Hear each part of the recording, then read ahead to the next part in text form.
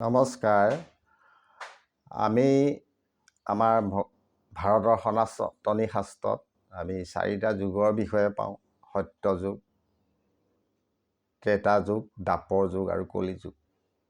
ইতিমধ্যে 3টা যুগৰ শেষ হৈছে। এতিয়া কলি যুগ চলি আছে। শ্ৰীকৃষ্ণ ইহলীলা সম্বৰণ কৰাৰ পাছত আজি 5000 বছৰ হ'ল আৰু এই কলি যুগ প্ৰায় 4 লাখ বছৰৰ ওপৰত চলিব। আৰু এটা কথা, পৃথিৱীত সকলো জীৱিত বস্তুৰ সৃষ্টি আৰু ধ্বংস থাকে, উজনি নামনি থাকে, শীত উষ্ণ থাকে, সকলোৰে আপোনালোকে চাবচোন দ্বৈত কথা থাকে। এইটো প্ৰকৃতিৰ নিয়ম। গতিকে যুগবিলাকৰো আমাৰ শাস্ত্ৰৰ মতে এটা সময়ত আদিম যুগৰ পৰা আহি এইটো অৱস্থা পাইছেহি আৰু এইটো যুগৰো এটা শেষ হৈ পেলাই সকলো ধ্বংস হৈ পেলাই পুনৰ আকৌ সত্য প্ৰতিষ্ঠা হ'ব বুলি আমাৰ শাস্ত্ৰবিলাকত প্ৰমাণিত। এতিয়া কথাটো হৈছে কি, বৰ্তমান কলি যুগত নানান ধৰণৰ অপৰাধ অত্যাচাৰ হ'ব। সত্য যুগত ভগৱান বিষ্ণু আছিলে, তেতিয়া মানুহবিলাক সত্যবাদী আছিলে। তেতিয়া পৃথিৱীত মানুহৰ জনসংখ্যা কম আছিলে।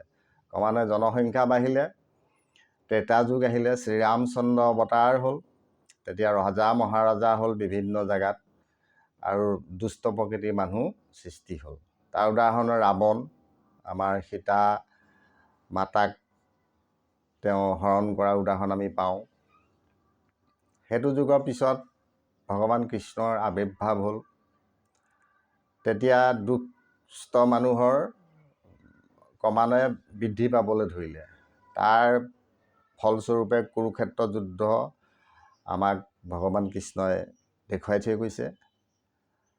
আৰু বৰ্তমান কলি যুগত আমি দেখি আছোঁ সকলো ফালে মাৰি মৰক অত্যাচাৰ, হিংসা, হত্যা, ধৰ্ষণ, নানান ধৰণৰ।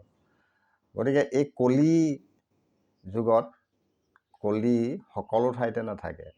কলি 5টা ঠাইত থাকিব। সেই 5টা হৈছে জুৱা, বিভিন্ন ধৰণৰ জুৱা।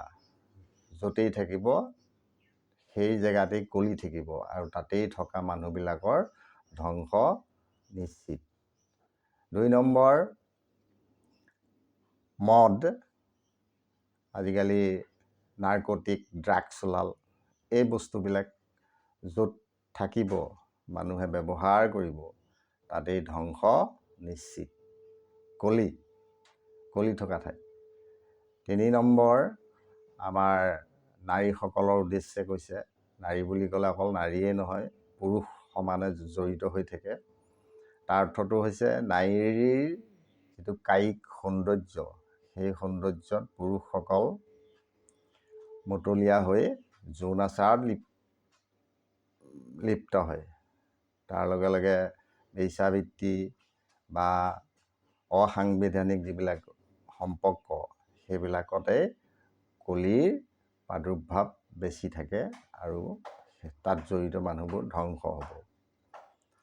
4 নম্বৰ, সোণ মানে ধন সোণ। যাৰ ধন সোণৰ প্ৰতি লালায়িত হ'ব বেছি, সেইবিলাক গোটোৱাত মেটেৰিয়েলিষ্টিক হৈ পৰিব।